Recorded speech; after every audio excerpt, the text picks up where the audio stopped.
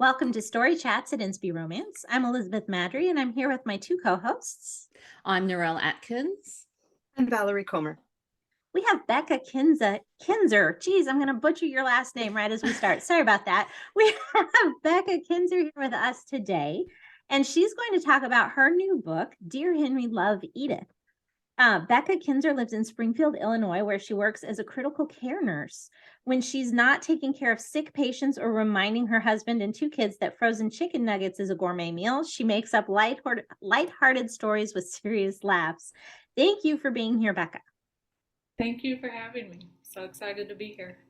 Cool. So I tend to agree. My kids, chicken nuggets, man. Yeah, I'm with you. You got so many different sauces that can go with it. It's like, living that life. Variety is endless. Yeah. Really? Endless. Endless variety. Guess I'll have to take your word for it. Okay. It's 2 against 2 here, so we're good. Oh, it's three. I'll agree with chicken nuggets. Okay.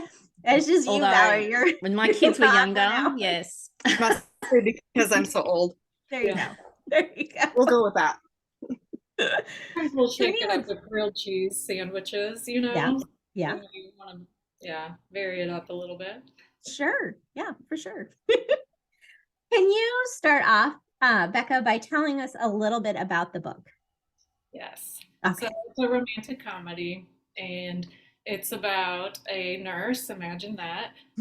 She's a young woman who married very young, kind of romantic, and has this idealistic, she was going to live a great adventure and travel the world, and married the first guy who asked her out in high school, and then found out marriage is a little trickier than she thought. It was more challenging. They never left Pittsburgh, and it just didn't really go how she thought it would, and it ended, he ended up dying. This is all before the story starts, so that's no spoiler there. So now it's kind of like this is her second chance to do what she thought her life would look like initially. And so she wants to travel, and she has an opportunity in South Africa. So when the story starts, there's been a little bit of a delay for her to get there. So she kind of is like, oh, I'm just killing time. I'm going to help out in this small town in Illinois with this. It's an infant crisis center. And she finds out it's a summer, not at all like she anticipated.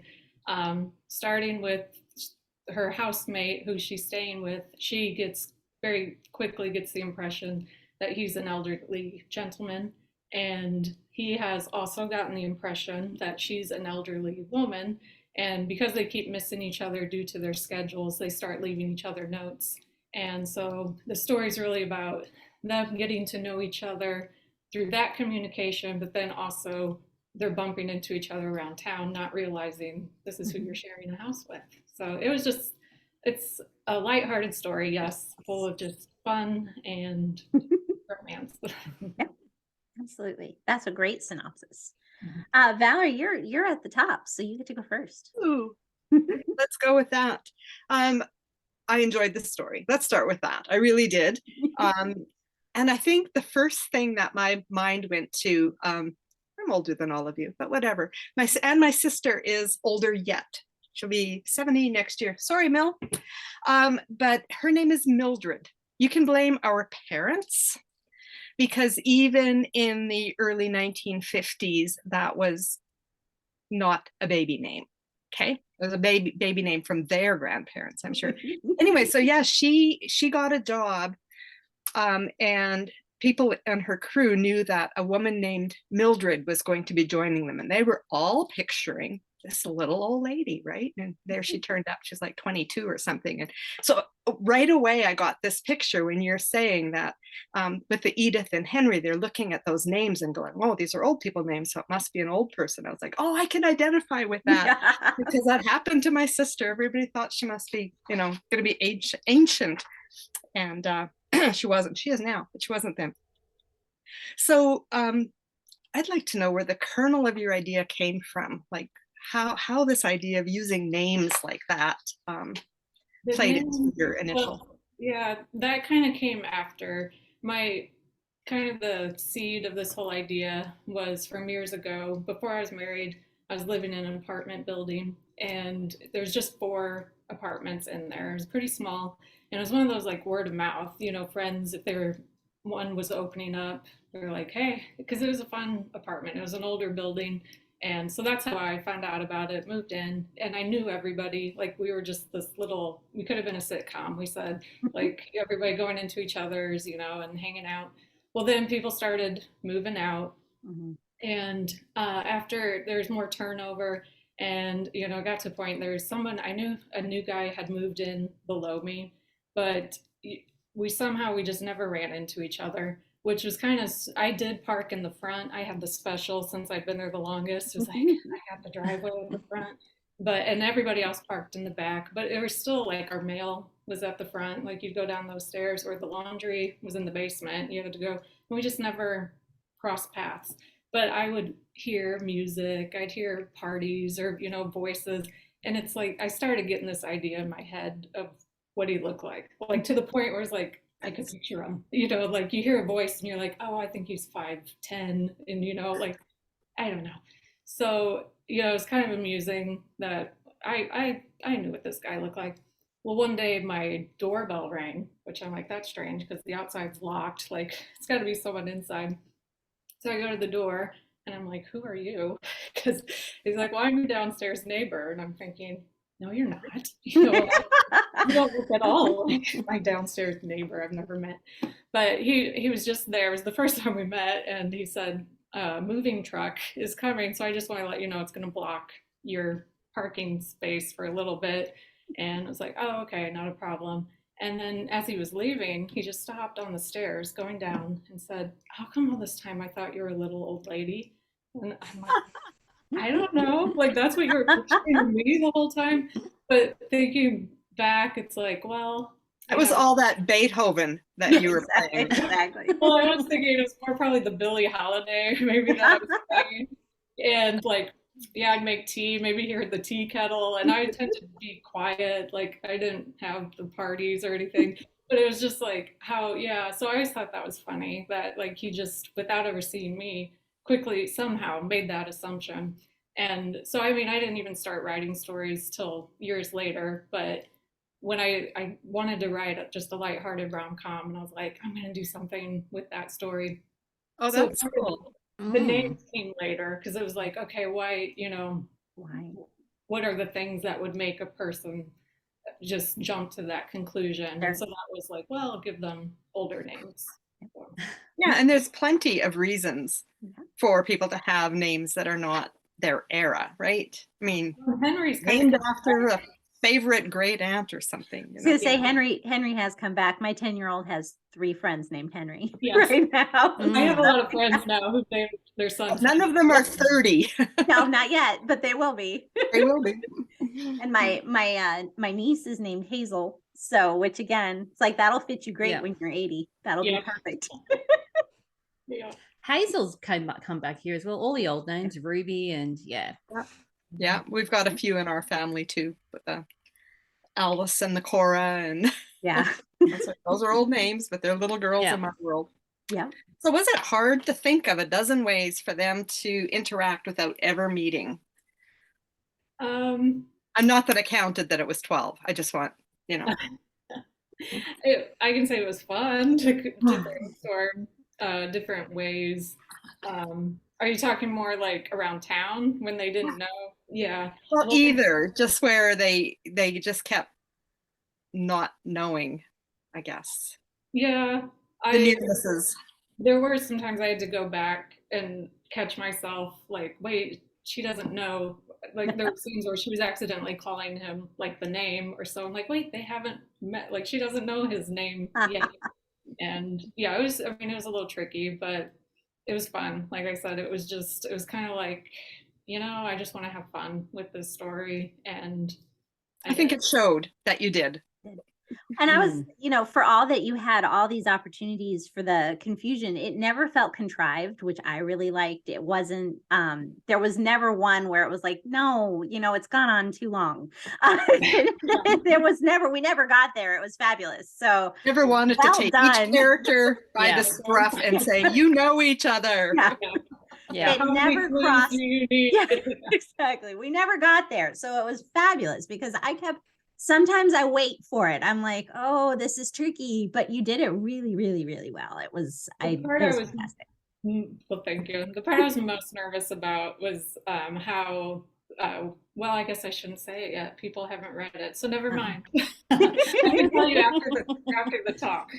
Here's your not quite a spoiler alert, folks. If you want to know what the big There was surprise a part I is, was nervous about, but yeah. but you'll never know which Figure it one out it when you was. read it. That's right. Yeah. Narelle, you're up. Yes. Well, when I actually saw the title, I thought it was a historical, to be honest. Because I saw the title before I saw the book cover. And I have a great aunt, Edith, and I'm certain I have great Uncle Henrys. I have so many great aunts and uncles in the family tree. So I just love the concept. It's so cool. But anyway, so the other thing that I really liked, which is what I think made the story, is the quirky side characters who really kept all the misunderstandings. If it wasn't for those characters, they wouldn't have been able to the comedy rolled, I think, with a lot of these side characters in the story. And I also liked how you had a villain. I like rom-coms that have a villain in it. So someone who is obviously awful and horrible and deserves to get what they deserve, and then they get it in the story. So that without actually revealing anything, I really love that element of the story. And in your book, it's what I was calling in my mind as I was reading, Sleazy Steve. So that was the nickname that I got into my head as I'm reading. And he was just awful, and he got everything he deserved in the story. So my question is, what inspired you to include a character like Steve and with your other side characters in the story? Well, Sleazy Steve, I can tell when I first started writing, I wanted to be a romantic suspense writer. That's what I thought.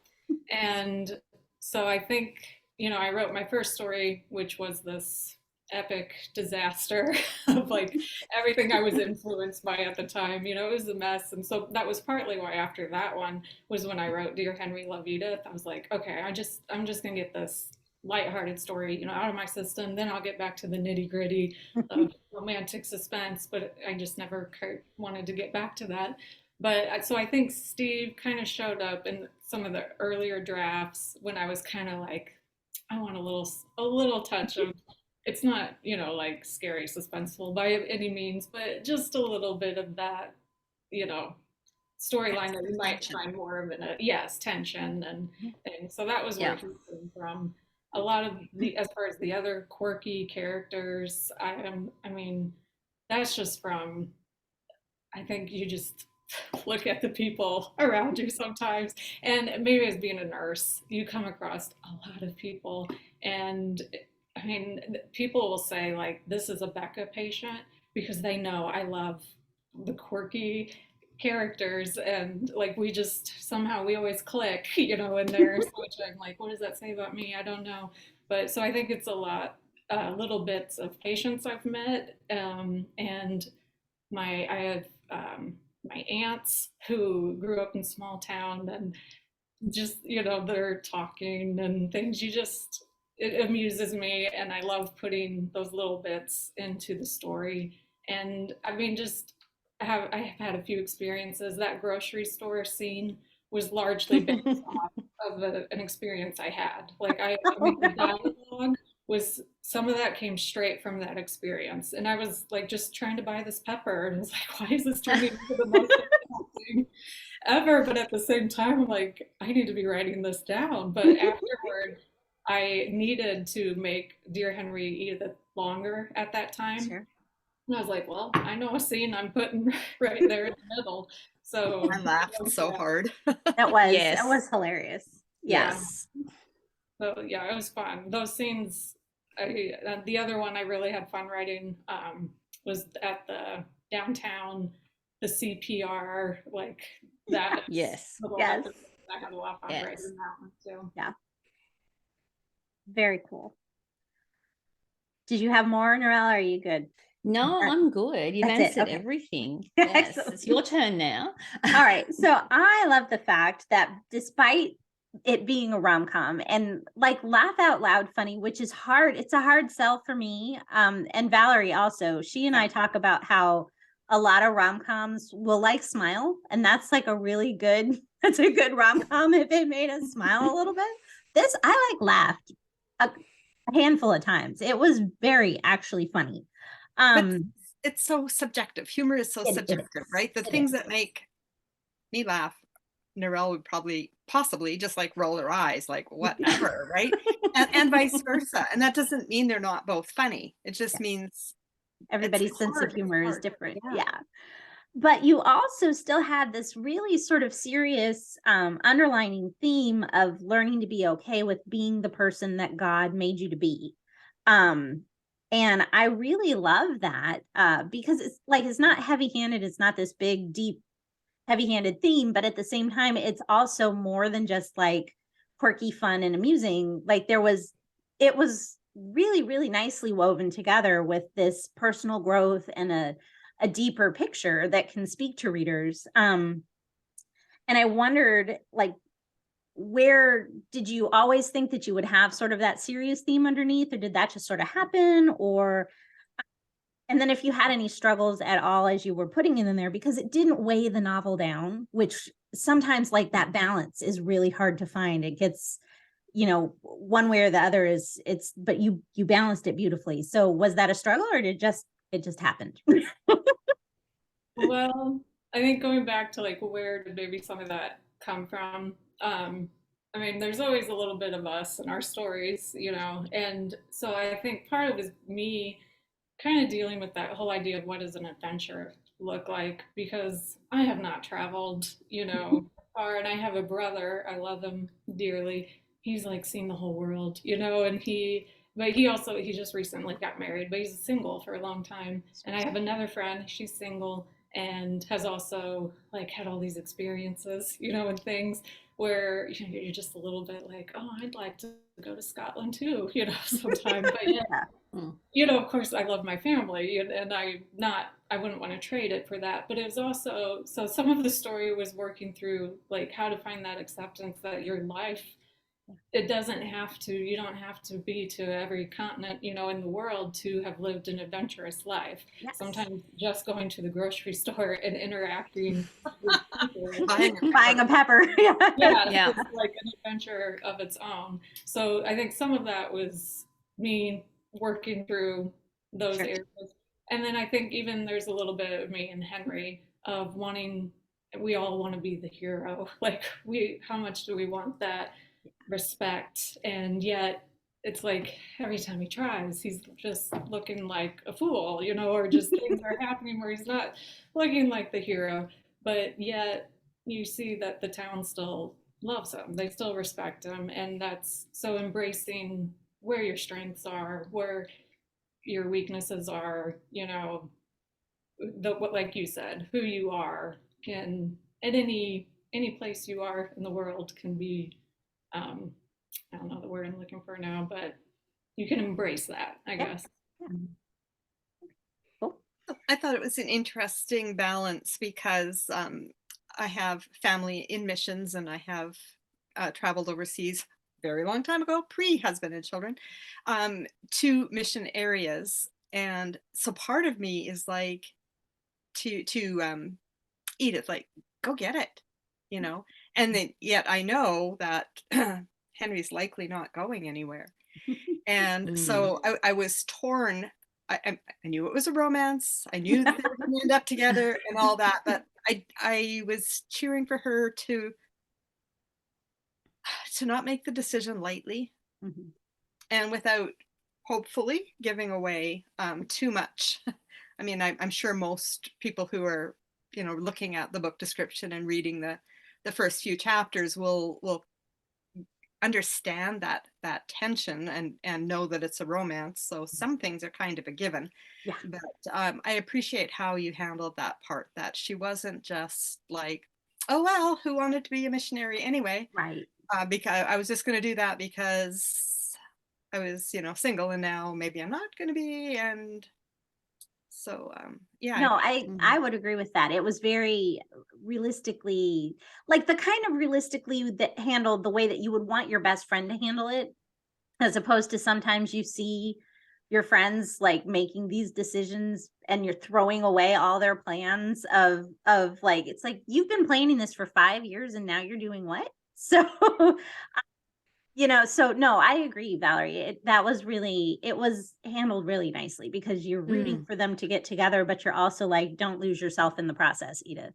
Yeah. Um, Yeah. But again. she also, she ahead. was looking to run away though. So she starts the story where she's got some very genuine reasons to avoid some very difficult situations. And I think she realizes boy by there. the end that she doesn't need to run anymore to find what she's looking for.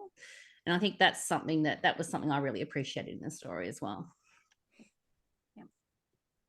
Well, hopefully you are picking up that all three of us really, really enjoyed this book. It really, we had so much fun, and I think, was I the first to read it? I think I was, and I put it. We have a little chat going on, and I was like, I'm not doing any of the things that I need to do today because I am reading this, and it's fabulous. Bump it up. So, if you are listening or watching, please do yourself a favor and read Dear Henry, Love Edith, because it is just delightful. Even if you think you don't like rom-coms, I'm gonna put that out there because I tend not to like rom-coms, but this was really, really, really good.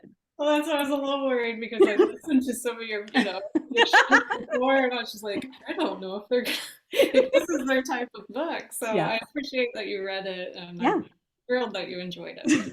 There's lots of times where we like kind of different books from each other, and lots of places where we overlap. So this was fun. And Beth read it first, and then I'm like, it's next on my list. And then I was having all kinds of trouble getting it downloaded off of NetGalley, and it was an issue between that and my Kindle needing an absolute total from the ground up restart to get it to load. So I was like, I don't want to not read this book and have them talking to you. And I'm like, the premise sounded really good. So I was glad when I must have spent an hour on it that night before I finally got it to download again. So And I think it was the cast of characters is what made it. So I think humor is subjective, but I think there were so many different characters from different places coming at the humor in different angles that I'd be surprised if people who like rom-coms don't like most of the story, if not all of the story, for that very reason. It's not just the same old things that are being trotted out, if that makes sense. There was a lot of variety in terms of how the humor was written. So I very much appreciated that. The coffee shop owner and the girl across the street. Yeah. And the woman who runs the nursery. Yeah. Like, well, and Henry's secretary is fantastic. I love Peg. She sure had his number, hey? Yeah. I think the influence of Gilmore Girls, that was a show I loved. I haven't watched it, but that town, quirky. And then just, obviously I love classic movies and I weave that in there, but some of the older, those screwball comedies and different ones, you get that fun cast, the ensemble, where it's like not just the two main characters shining, others get their moment too. And so I wanted to bring that into the story. You did, definitely. What is what's next for you? What's coming up next? Oh, well, yesterday I just had my editorial call about my second story. So like that one's kind of on the brain. Yay. So it won't come out until we're looking at April of 2024, but it'll be another rom-com and very loosely it's another small town, different small town. Okay. But this one is a young woman who's a music teacher trying to save her program, and basically becomes she and her not really enemy. They're just very opposite. It's kind of an opposites attract story, but they go on a long bike ride. They get into this contest that requires riding a tandem bicycle for down the Natchez Trace.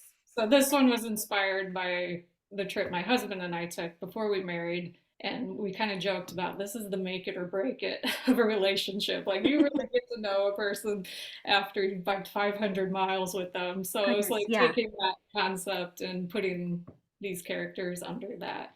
So yeah, it'll be next year. Okay. Very So cool. Sounds working good. together or not working together, but never seeing each other's face while you do it.